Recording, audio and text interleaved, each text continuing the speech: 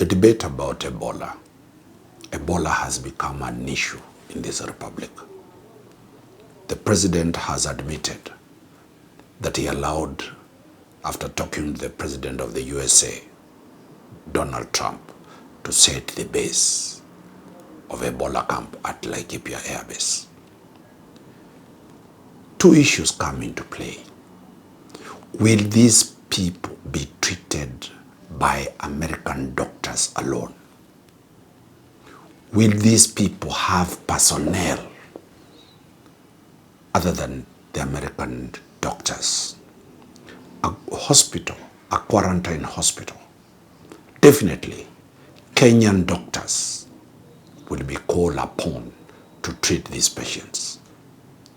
When these Kenyan doctors contract the deadly virus of Ebola, where will they be taken for treatment? Because they are excluded from being Americans and therefore they will not be treated.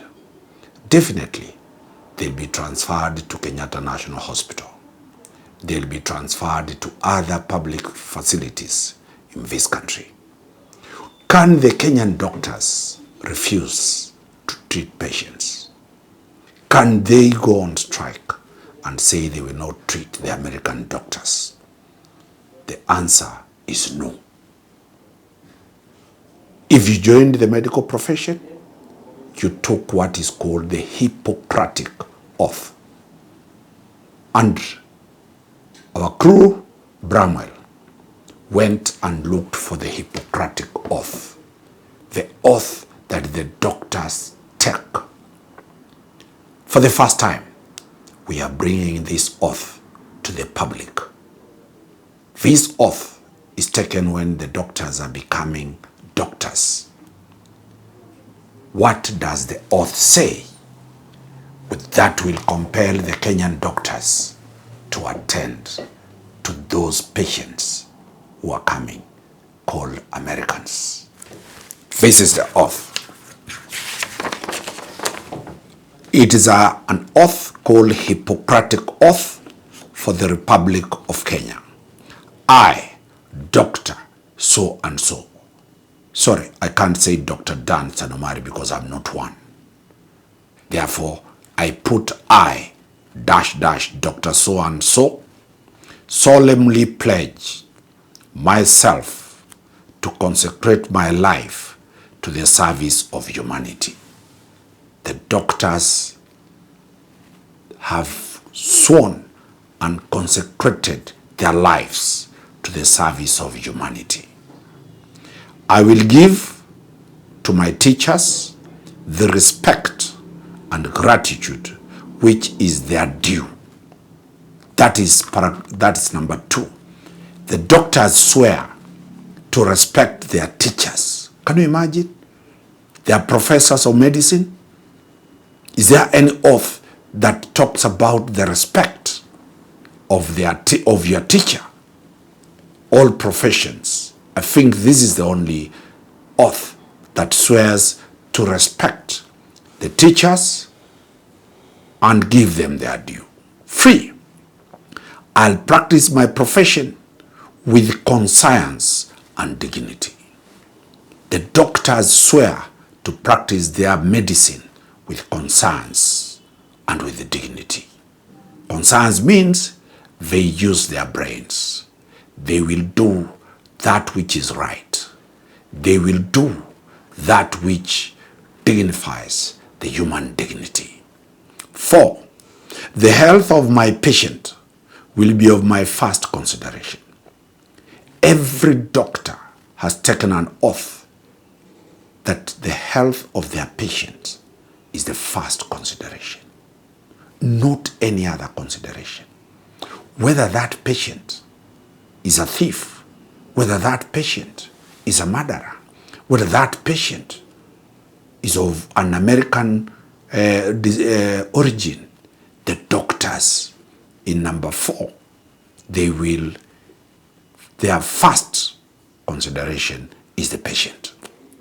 5, I will respect the secrets which are confided in me even after the patient has died. Can you imagine? The doctors will respect and they'll never disclose any secrets of their patients, whether the patient dies, unless the patient has instructed the doctor to tell you. This is a very solemn oath, only from court helicopter, that the doctors will go to their grave with the secrets of their patients. Nobody, whether you go asking, your patient was daktari of my wife, tell me the secrets. My patient was my husband, your patient daktari was my husband. Daktari, my patient was a minor, your child. The doctor, if it was a secret given to them, they will never disclose. This is a very solemn case. 6, I will maintain by all the means in my power the honor and the noble traditions of medical profession. They will maintain by all means the honor and the noble traditions of the medical profession. The doctors are not going to dilute their profession. The doctors are not going to dilute their profession. The doctors are not going to make their profession a laughing stock. The doctors are a serious people. They will not dilute the honor of my colleagues. They proceed and say, number 7, my colleagues will be my brothers and sisters. The doctors respect each other as colleagues and sisters. They take the collegiality very, very important. No doctor will undermine another doctor. No doctor will disparage another doctor. And that's why I said my colleagues will be my brothers and sisters. Do we have professions where your colleague is your brother or sister? I doubt. This is a serious vow. The doctors move further and say, I will not permit considerations of religion, nationality, race, party politics, or social standing to intervene between my duty and my patients. Listen to that. The doctors will not permit religion, whether the doctor is a Muslim, whether the doctor is an SDA, whether the doctor is an atheist, whether the doctor, he will treat everybody. Any patient, the doctors will not care about the religion of the patient. 2, the doctor will not care nationality of a patient. So whether they are American people with Ebola, the doctors of Kenya will treat them. They will not ask the nationality of the patient. 3, they will not care about the race. They will not ask which race is my patient. They will also not look at the party politics, whether the patient comes from UDA, whether the patient comes from DCP, whether the patient comes from Jubilee, whether the patient comes from Wiper, or even when the doctor is affiliated to a political party, he will not have that in his mind or her mind when treating a patient. They will also not look at the social standing, whether the patient is poor, whether the patient is a rich man, whether the patient is a rich woman, whether the patient, their social status, are powerful people, the doctors are loyal to their duty and the patients. Wow. Article 27 of the Constitution. They will not discriminate any patient. The next issue, I will maintain the utmost respect for human life. From its beginning,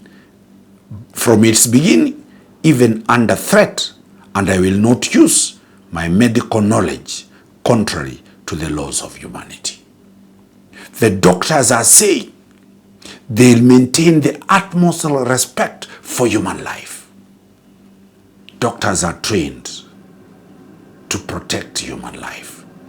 Doctors are trained to preserve human life. From its beginning, remember, the Constitution provides that life starts at conception. The doctors have sworn to protect life from conception until death.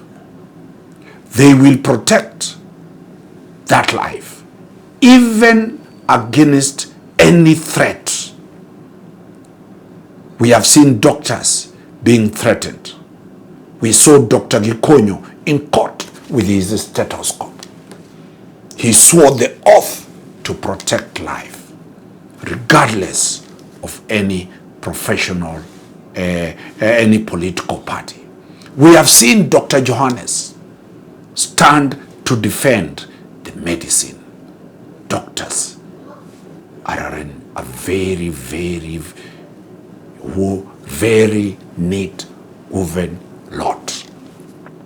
Whether you threaten the doctor, they will do their job.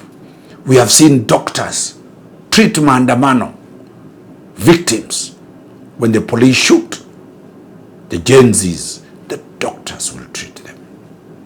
When road accidents happen, the doctors will treat them. When political activists are arrested, the doctors will treat them. The doctors have no boundaries. Then they go ahead, I will not use my medical knowledge contrary to the laws of humanity. So doctors cannot poison. Doctors cannot kill anybody. Doctors have sworn to protect life. The safest place to be is in a hospital. This oath of office to the doctors. What does the judge say? They will protect the laws of humanity. When you look at the laws of humanity, these laws are found in the Bill of Rights, chapter 4 of the Bills of Rights, which we shall look at it. And lastly, I make these promises solemnly, freely, and upon my honor, so help me God. This is the oath the doctors have given. Therefore, the doctors of Kenya will treat Ebola victims, whether they are Americans, whether they are Kenyans, whether they are Ugandans, whether they are rich, whether they are what. They have sworn to protect life. When we look at this, what lessons are we learning about the doctor's oath? The doctor's oath is to preserve life. The doctor's oath is to deal with preservation and treatment of life. And the doctor's oath is valid in this country. We bring it to you that no profession, I have seen very many oaths into office. Immediately after this, we are doing the advocate's oath of office when they are being admitted. In light of the issue, can advocates refuse to represent the 9 girls of Utumishi Academy? What is their law? How do they behave? Wakili Dunstan Omari, bringing to you the most solemn oath, detailed, captured. We looked at the historical oath of the doctors. Let me tell you the origin of this oath. We trace to the historical history. Where did this oath come from? This is an ancient Greek text that outlines foundational ethical duties for physicians.